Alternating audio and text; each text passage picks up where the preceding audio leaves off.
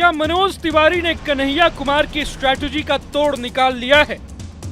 क्या north east Delhi seat पर मनोज तिवारी की जीत पक्की हो गई है? आखिर ऐसा क्यों कहा जा रहा है कि दिल्ली के चुनावी दंगल में बीजेपी ने चौधरी जयंत को उतारकर कांग्रेस का पायलट प्लान फेल कर दिया है? और सबसे बड़ा सवाल तो ये है कि मनोज तिवारी को जिताने उतरे जयंत चौधरी दिल्ली में कांग्रेस का खेल कैसे बिगाड़ेंगे? लोकसभा चुनाव अब एक अहम पड़ाव पर आ गया है। 4 राउंड पूरे हो चुके हैं, 3 फेज की वोटिंग बाकी है। महज 11 दिनों के बाद दिल्ली की 7 लोकसभा सीटों पर भी उम्मीदवारों की किस्मत का फैसला हो जाना है। 25 मई को दिल्ली में वोटिंग है, लेकिन नॉर्थ ईस्ट दिल्ली सीट पर सियासी तापमान बढ़ा हुआ है। बिहारी वर्सेस बिहारी की लड़ाई ने इस सीट पर मुकाबले को काफी दिलचस्प बना दिया है। एक तरफ कांग्रेस के कन्हैया कुमार पहली बार संसद पहुंचने की जुगत में हैं, तो दूसरी तरफ बीजेपी के मनोज तिवारी जीत की हैट्रिक लगाना चाहते हैं।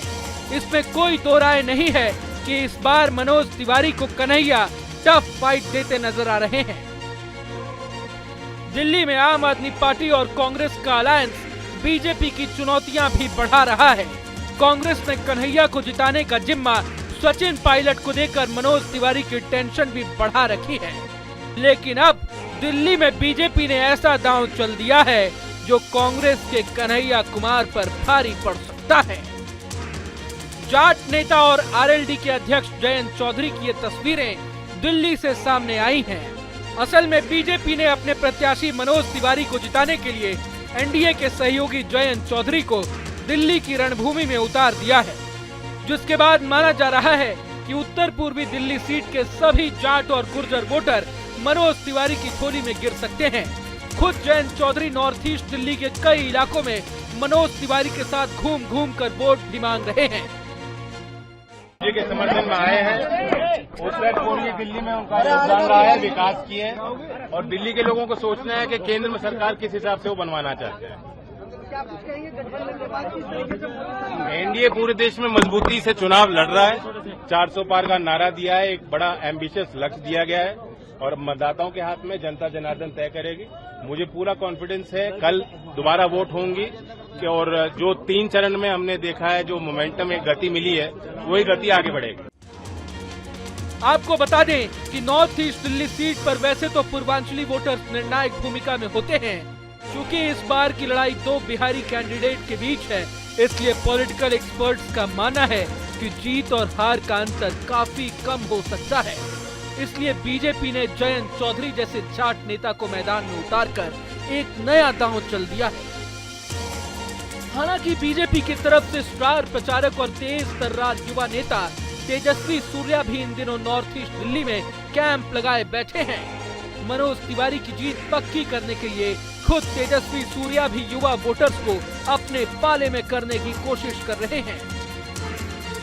मनोज तिवारी जी को मैं अग्रिम बधाई दे रहा हूं। मनोज जी न सिर्फ लोकप्रिय सांसद हैं, पर वो जहां जाए, बिहार, उत्तर प्रदेश, दिल्ली, इन हिंदी भाषी प्रदेश में तो इनका बड़ा फैन फॉलोइंग है ही है, पर दक्षिण भारत में भी, बेंगलुरु जहां से मैं आता हूं, कर्नाटका जहां से मैं आता हूं, वहां भी मनोज तिवारी जी के बहुत बड़ा चाहने वाले वर्ग है, फैन फॉलोइंग है।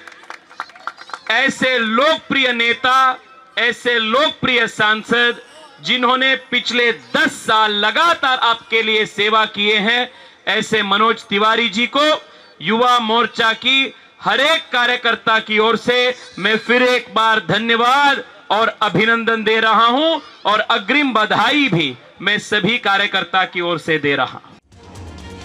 हालांकि कांग्रेस के कैंडिडेट कन्हैया कुमार बीजेपी के तमाम पैंतरों के बावजूद आत्मविश्वास से लबालब भरे दिख रहे हैं। कन्हैया का तो कहना है कि जनता ने उन्हें जिताने का मन बना लिया है। देखिए, एक तरफ मनोज तिवारी हैं, दूसरी तरफ उत्तर पूर्वी दिल्ली की जनता है। मैं नहीं हूँ।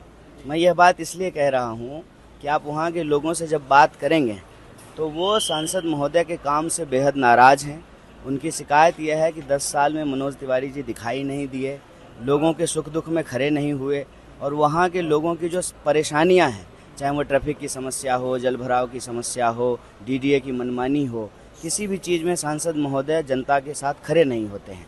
तो यह चुनाव जो है धीरे धीरे अब 2 पार्टी के बीच में नहीं है, 2 व्यक्ति के बीच में नहीं है, यह चुनाव एनडीए बनाम जनता हो गई है।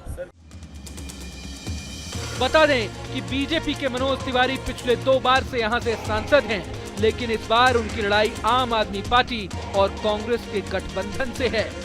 बहरहाल अब देखना दिलचस्प होगा कि उत्तर पूर्वी दिल्ली के चुनावी जंग में कौन विजयी होता है, साथ ही जनता किसे अपने सिर आंखों पर बैठाती है। अगर आपको ये वीडियो पसंद आया तो लाइक करें और चैनल को सब्सक्राइब करें। वहीं तमाम बड़ी खबरों के लिए देखते रहें